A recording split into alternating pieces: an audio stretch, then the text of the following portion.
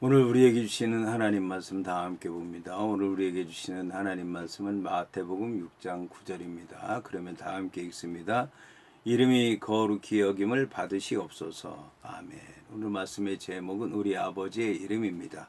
그러면 본문의 말씀을 통해 함께 은혜 나누도록 하겠습니다. 이 세상의 만물 가운데 자신의 이름을 갖지 않은 것은 없습니다. 한갓 볼품없는 미물에서부터 만물의 영장이라고 하는 사람에 이르기까지 이름을 갖지 않은 것은 없는 것입니다. 그런데 모든 만물들에게 이름이 있는 것은 그 이름이 그 대상의 모든 것을 알려주고 있기 때문입니다. 특히 사람을 가리킬 때 그의 모습이나 성격이나 삶의 모습 같은 것으로는 그 사람의 모든 것을 다 말할 수 없습니다. 그런 것들은 그 사람의 특징을 부분적으로 말하는 것에 지나지 않기 때문입니다. 그러므로 그 사람의 모든 것을 말하려면 그 사람의 이름을 말할 수밖에 없습니다. 그런데 이름은 본인이 스스로 붙이지 않는다고 하는 것이 관례입니다. 이것은 세상에서나 신앙세계에서나 마찬가지입니다. 세상에서는 모든 생물에 대한 이름을 사람들이 그의 모습이나 습성이나 성격을 중심으로 붙입니다. 그리고 사람에 대해서는 보통 그를 낳은 부모나 그의 어른이 지어줍니다. 결국 세상의 만물은 사람이나 다른 생물이나 사람에 의해 붙여지는 것을 볼 수가 있습니다. 이에 대해 성경은 하나님께서 세상의 만물을 창조하셨지만 이름을 붙이는 것은 사람에게 아담에게 맡기셨다고 말하고 있습니다. 이것은 모든 피조물들을 인간이 다스리도록 하나님께서 맡기셨다고 하는 것을 말하는 것입니다. 다만 사람의 경우는 그 이름을 하나님께서 지으셨을 뿐입니다. 그런데 사람의 이름은 그가 땅에 속해 있다는 것을 알게 하기 위해서 땅을 말하는 아담아와 유사하게 아담이라고 지어주셨습니다. 그런데도 하나님께서 사람에게 이름을 지어주시고 세상을 다스리도록 하신 것은 사람이 땅에 속해 있을 뿐만 아니라 하나님께 속해 있기 때문입니다. 하나님께서는 사람을 흙으로 지으시되 하나님께서 직접 생기를 불어넣어 지으신 것입니다. 이처럼 하나님께서 사람을 흙으로 지으시되 생기를 부어 지으신 것은 사람으로 하여금 하나님의 말씀에 복종하고 다른 피조물들을 사람에게 복종하도록 하기 위한 조치였던 것입니다. 그러므로 사람들이 이 세상을 정복하려면 먼저 하나님께 복종해야 할 것이요, 사람이 하나님께 복종해야 할 때만 다른 피조물들도 복종하게 된다는 것입니다. 그러면 이 모든 것을 허락하신 하나님의 이름이 무엇인가 궁금할 것입니다. 이러한 질문은 하나님을 믿는 사람이라면 누구나 궁금하게 여길 수밖에 없을 것입니다. 왜냐하면 하나님의 이름을 알지 못하고 하나님의 이름을 부른다면 기도를 제대로 할 수 없고 찬양도 제대로 할 수 없고 하나님이 어떤 분인지 제대로 알지 못하고 믿는 것이기 때문입니다. 그런데 하나님께서는 하나님의 이름에 대해서 알려주셨습니다. 이처럼 하나님께서 자신의 이름을 가르쳐 주신 것은 하나님의 이름이 누가 붙여진 것이 아니라 하나님께서 스스로 갖고 계시던 이름이기 때문이었습니다. 여기서 우리는 하나님의 이름을 안다는 것이 우리의 생각과 같이 쉬운 것이 아니라고 하는 것을 알아야 할 것입니다. 하나님의 이름은 하나님이 아니고서는 아무도 알 수 없는 것입니다. 이름이라고 하는 것은 이름을 지어준 사람만이 알 수 있는 것인데 하나님의 이름은 아무도 붙여준 사람이 없기 때문에 알 수 없다는 것입니다. 그런데도 하나님께서 사람들에게 자신의 이름을 알려주시고 그 이름의 뜻을 알려주신 것은 사람들에게 하나님을 바로 알고 경배하도록 하기 위해서입니다.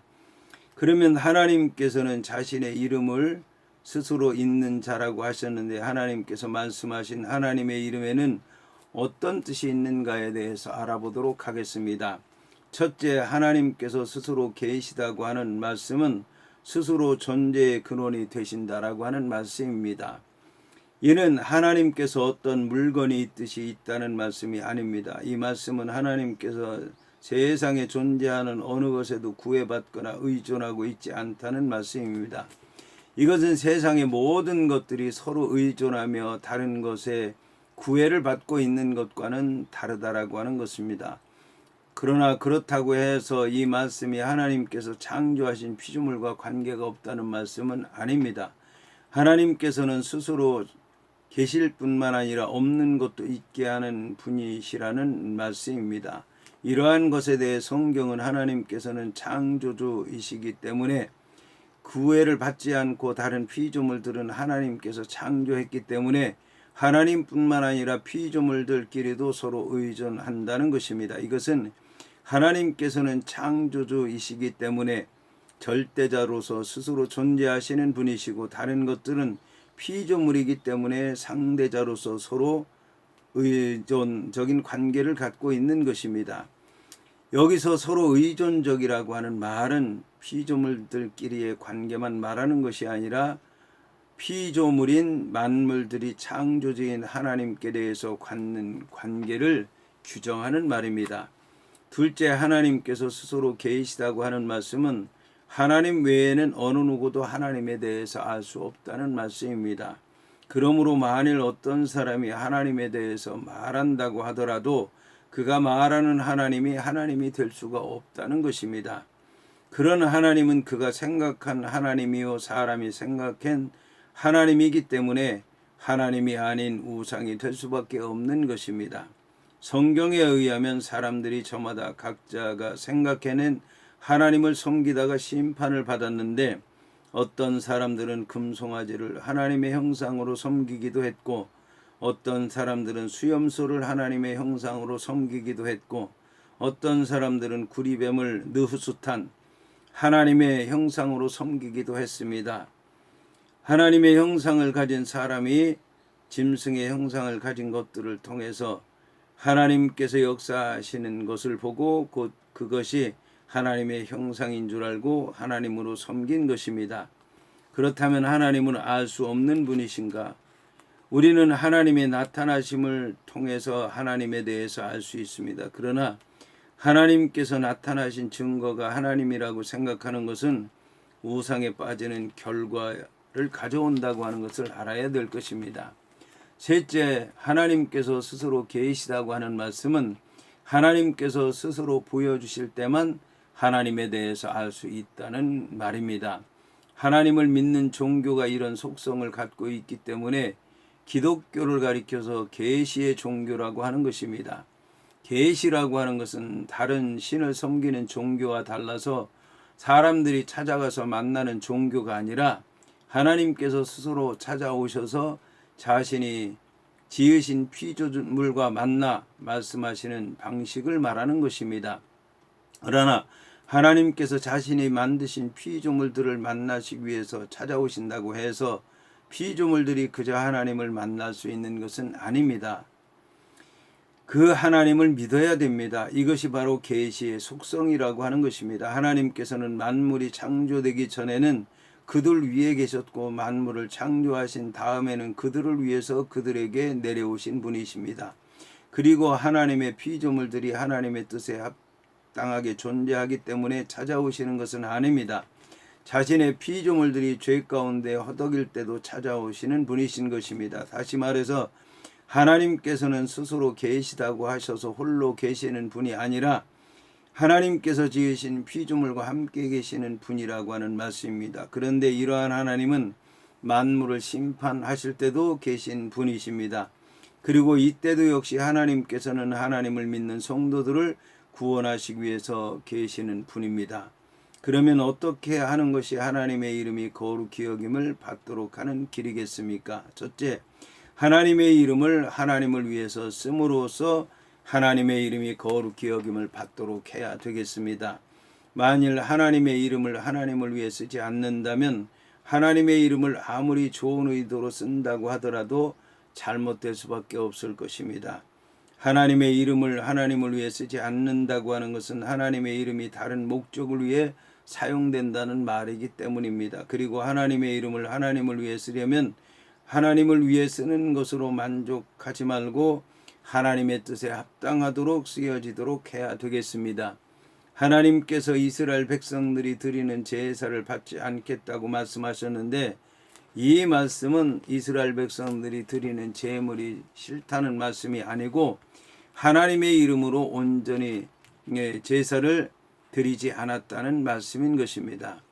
모든 것을 하나님의 이름으로 하나님 앞에 제사를 드렸지만 하나님의 뜻에 합당하지 않기 때문에 받지 않으시겠다고 하신 것입니다. 그러므로 하나님의 이름을 부를 때 하나님의 뜻에 합당한지를 먼저 생각해 봐야 되겠습니다. 둘째, 하나님의 이름을 구별해서 씀으로써 하나님의 이름이 거룩히 여김을 받도록 해야 되겠습니다.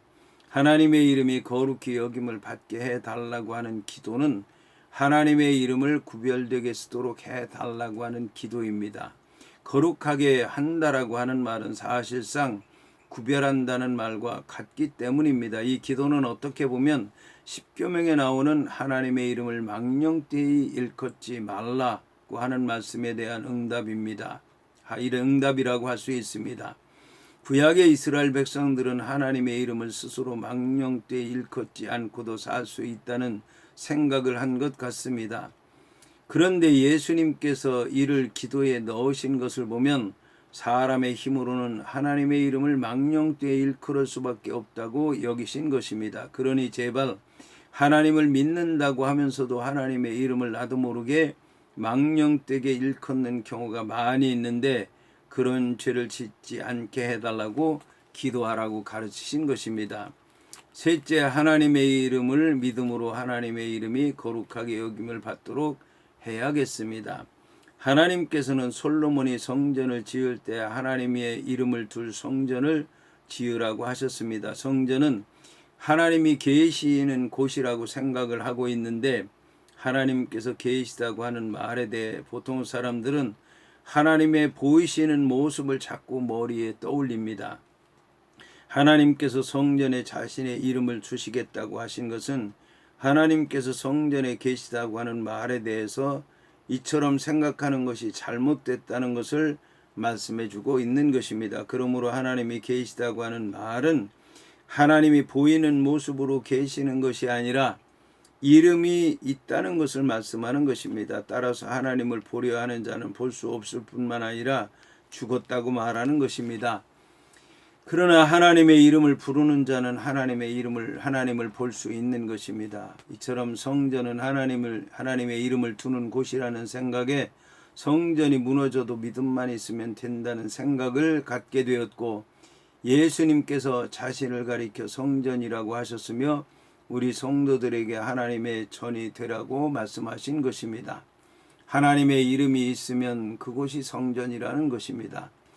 본문에서 이름이 거룩히 여김을 받으소서라고 하는 말을 직역하면 당신의 이름이 거룩하게 되소서입니다. 본문은 십계명의 첫 번째와 세 번째 계명과 깊은 연관이 있습니다. 여기서 먼저 하나님의 이름은 그가 누구인지를 보여줍니다. 하나님은 자신의 이름대로 스스로 존재하시는 분이시며 그가 자신을 계시하시는 대로의 자신이십니다. 따라서 그의 이름에는 거룩하신 인격과 능력과 권위도 함께합니다. 본문의 거룩히 여김을 받으소서라고 하는 말은 하나님의 이름이 거룩하지 않기 때문이 아니라 하나님의 거룩한 이름의 가치만큼 거룩하게 대접을 받게 해달라고 하는 기도인 것입니다. 이 세상에는 하나님의 이름만큼이나 거룩한 것은 없기 때문에 하나님의 거룩한 이름이 주의 형상대로 창조함 받았으나 순수성을 상실해버린 인간들의 전한 생각과 행동에 의해서 경멸받지 않게 해달라고 하는 기도입니다. 여기서 거룩을 분리나 성별이라고 하는 의미로 생각되는 거룩은 하나의 속성이기보다는 하나님 자신입니다. 여기서 거룩은 하나님의 신성 자체와 관계가 있습니다. 따라서 하나님은 모든 세속과 사악에서 구별되며 절대 흠이 없으시며 스스로 존귀하신 분이시요 유일한 예배와 경외의 대상이 되어야 한다고 하는 것은 당연한 일일 것입니다. 한편 주기도문에는 본문을 포함해서 모두 6가지 기원이 나오는데 모두 앞부분의 3가지 기원에는 모두 당신에 해당하는 수라고 하는 단어의 주어가 나오고 뒷부분의 세 가지 기원에는 모두 우리라고 하는 해문이라고 하는 1인칭 복수 대명사가 나옵니다. 이는 앞부분의 세 가지가 하나님과의 관계를 나타내며 뒷부분의 세 가지는 사람과의 관계를 나타내는 표현으로 되어 있다고 하는 것을 말하는 것입니다. 이처럼 본문은 주기도문의 6가지 기원 가운데서 첫 번째 기원으로서 어느 다른 존재의 이름이 아니라 바로 하나님 당신의 이름이 거룩하게 되어야 한다는 사실을 강조하고 있는 것입니다.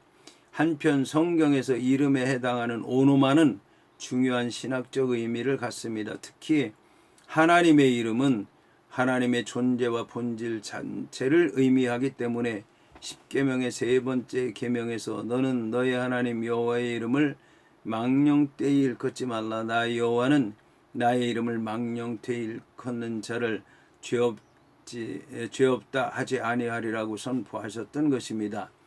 여기서 거룩히 여김을 받으소서라고 하는 말에 해당하는 하기아스테토의 원형이 다른 것과 구별되다 거룩하다는 의미를 지닌 하기오스입니다. 그런데 하나님의 이름을 거룩하게 하고 영광을 드러내는 진정한 주체가 인간이 아닌 하나님 자신이라고 하는 것입니다.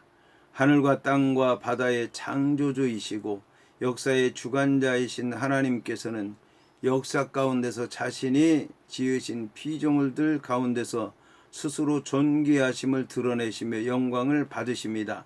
이러한 사실을 인간이 겸손하고 인정하고 동참할 뿐입니다. 이것이야말로 하나님의 거룩하심을 깨달은 자가 할 수 있는 유일한 길이고 평생 동안 추구해야 될 일인 것입니다.